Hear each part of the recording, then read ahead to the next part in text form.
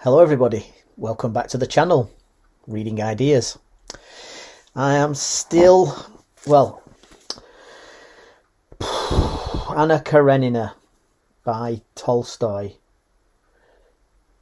Now, some people have this as one of the greatest books, if not the greatest book ever written. Well, yeah. Halfway through, I've had a break. It is hard working. Do I do a bit of a mini review? Why not? It's going to drag on. It's going to drag on for ages, this damn thing, isn't it? So it took me, it's what, 800 and how many pages? 850 odd pages. I think there's quotes of Tolstoy saying, I think it took him 5 years to write. I think there's quotes of him saying, don't think of the 5 years, just write for a day and move on. Well, perhaps if he'd have, thought how long it would have taken him, then he might have cut it down a little bit. This thing goes on forever. And, yeah. There's lots of Russian angst. Oh, does she love me? Does she not love me? My life's over. I'm going to marry a servant girl. I'm going to marry a countess. No, I'm not. What will the regiment think of me? And oh my God, it was about 169 pages in when I thought it kind of perked up a little bit. I don't like Anna. Don't like her. Don't like her boyfriend. Don't like her husband. Don't like... Yeah, it's hard work. It's analogies don't often work, but it's kind of like, remember when you were young remember when you were young as a kid. Remember when you were young and you had to visit an aged relative who did nothing, maybe told some stories, not interesting war stories, but went on about ointments and God knows what. How time dragged. You'd be hoping for maybe a chocolate bar or something, or maybe a cousin turning up at the same time, and it would just go on and on and on and on. Or it's kind of a bit like sat outside the dentist waiting room, without the future pain coming away. No, it's like visiting an aged relative, and I'm at the point where I am resenting the good bits, because I'm just quite happily wallowing in, the latest dress, crinoline, someone getting in a coach. Just leave me alone. You're making me suffer. I'm bored out of my brain. Don't dare wake me up with a nice little insight or something. It's just, oh my God. Right. So, I am at page 441. And it's, oh my God, 853. Yeah. I was going to say enough of that. Now, I've not finished, got a couple of other classic books. Catcher in the Rye, no. What's that American one? Great Gatsby, not finished either of those. They were taking the enamel off my teeth as well. So I'm going to try and finish it, but it's not doing me any good. Right, okay. 2 books I've finished, rattled through. What's this? 400 and how many pages? 490 something, including the acknowledgements. Whiz through it. Can't whiz through Karenina. Well, some people can, but what's the point? Memoirs of a Geisha by Arthur Golden. Okay, very pleasurable read. Yeah, listening to that, Mr. Tolstoy? Yeah, very pleasurable read. Okay, so we in the West have a bit of a romanticized view of geisha and samurai and Japanese culture. So, yeah, very, very interesting. The other book that I finished was a Louis L'Amour, Matagorda. Enjoyable read. That takes you into the Wild West. This takes you into, no samurai, but geisha and Japanese culture. Very, very interesting to be transported over there rather than, Russia. Anyway, so notice the colour of eyes. Oops. So, yeah.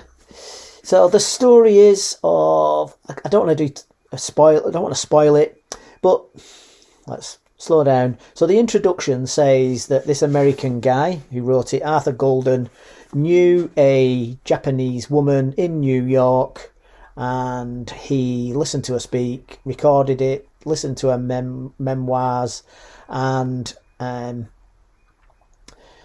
she stipulated not to publish anything until after she died, and after various people that the book that she was talking about had died. And so that's at the start, and then at the end, in the acknowledgements, he goes on about he'd gone over to Japan and that he'd written it himself, and it wasn't based on anybody, and but some Japanese woman who was an ex-geisha had talked to him, and he based it on that. So I could be misremembering it, but that was a bit strange, Mr. Arthur Golden. So I'm going to assume that it's kind of based mainly on the geisha that he mentioned in New York, and some of the other memories of one he'd met in Japan, and it was kind of a bit mashed together. But so I'm going to assume quite a bit of it's true, and then some romanticised bits and whatever. So the first part of the book sees our eponymous hero, Chayuri. She's called, and she lives in what she calls a tipsy house. Interesting character. A real ramshackle, poor house in a little fishing village. And a mother is very ill. A father's a fisherman, and you get an introduction to the to the culture. That they look at her and her very pale eyes, which are quite unique in Japan. Her mother had them. That they say that she has. People take one look at her and say she's full of a lot of water, and her older sister is full of the element of wood, stoic and unchanging and what have you. Which, things like that. And you get a little bit of Japanese fatalism, and then just, all the different culture at the time, that very, very poor people. The mother is going to die.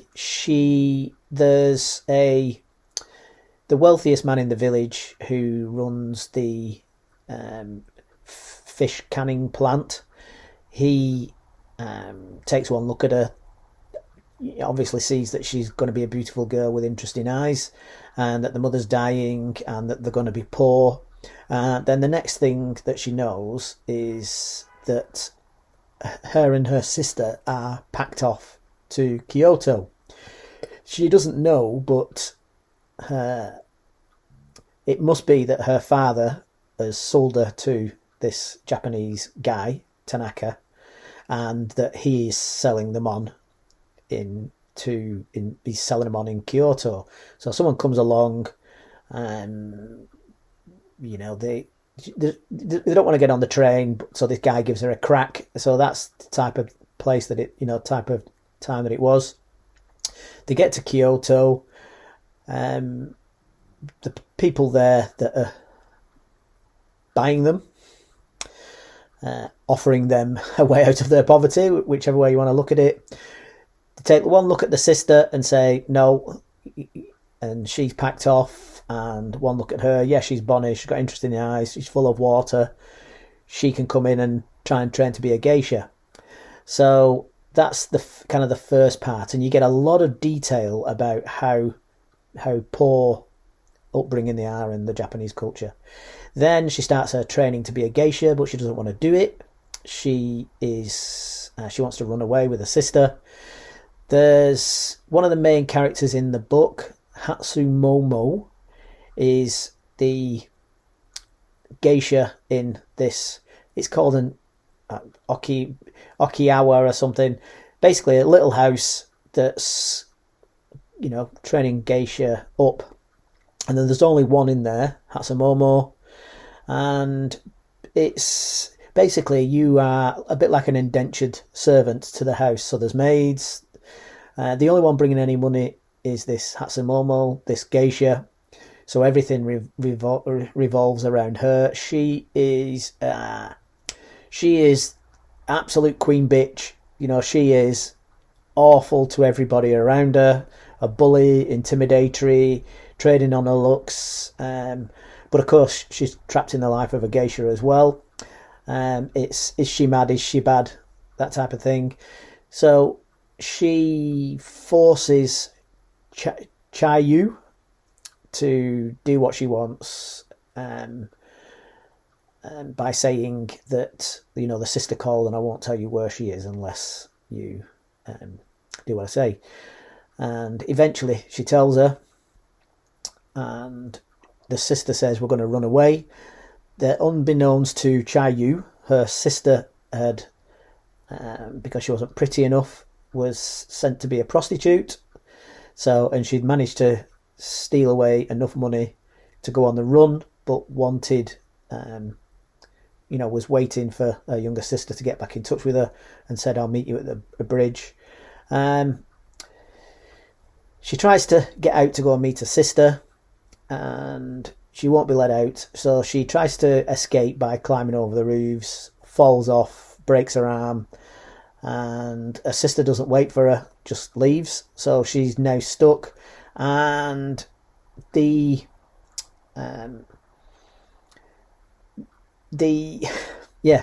she's basically in debt by the money that she's been sold for, and Hatsumomo makes her do something that causes a great deal of debt as well. So the Okiawa, the house, says, right, we're fed up here, you tried to run away, you know all was this, you'll never pay it back, you're going to be a maid for the rest of your life, that's it. So she has a couple of years where she's just absolutely lost.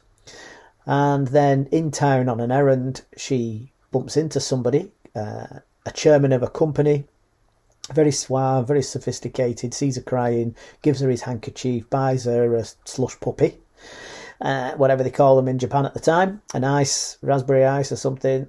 And she then decides, right, by hook or by crook, I'm going to become a geisha, and I'll hopefully meet the chairman in my future life. So she really focuses hard on that. And then another geisha, who is an enemy of Hatsumomo, mysteriously takes her under her wing, and has a bet with this grasping, mother or whatever that she goes by, who runs the Okiawa, horrible looking woman, grasping over money. She has her a bet about how Chiyu will become a great geisha, and if she pays off her debt and all the rest of it. So that's, a bit mysterious. Why she taken her under her wing? She's trying to get back at Hatsumomo. So then she's being back trained again, and Hatsumomo really tries to, out of jealousy or hatred or whatever, just because that's the way that she is, really tries to destroy her career, and there's some backwards and forwards, who's going to get on top and all the rest of it. So she's becoming a geisha, and then you see the life of a geisha. They go to parties, they cost out their time, they entertain the rich men, businessmen, by being flirtatious, telling really quite flirtatious stories. But she's like 15 at the time now, so she was sold off at 8 and she's now about 15. And so yeah, it's one way to look at it is that it's a child trafficking story. The other way is that it's ancient Japanese culture. Both are true. And they then basically then to pay off her debts, and it's just generally done for Geisha, her virginity is sold to the highest bidder. So there's all that, which, that's, yes, interesting culturally, how it all kind of pans out. But then she has put the chairman on a pedestal, and she sees him around a little bit. But he has a business partner who was injured in the war very heroically. So he's only got one arm, and he's got a very badly burned face.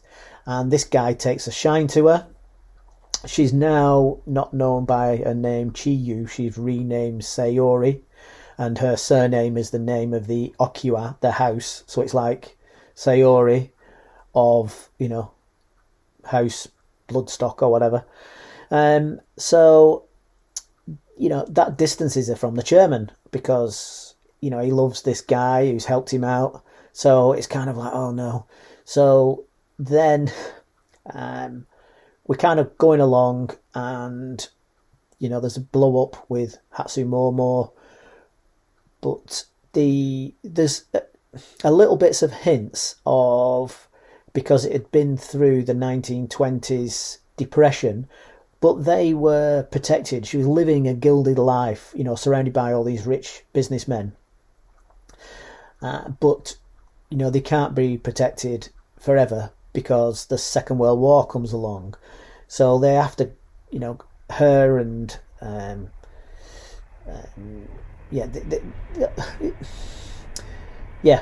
basically they have a few years where they're protected a little bit, because one of her patrons is a somebody high up in the Japanese army.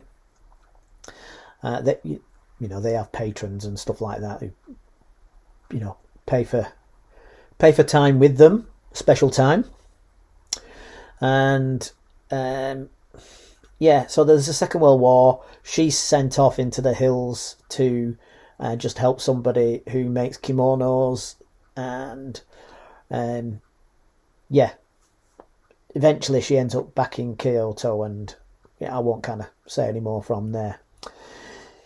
So yes, so very, very enjoyable, quick read, takes you into the culture, takes you into geisha life.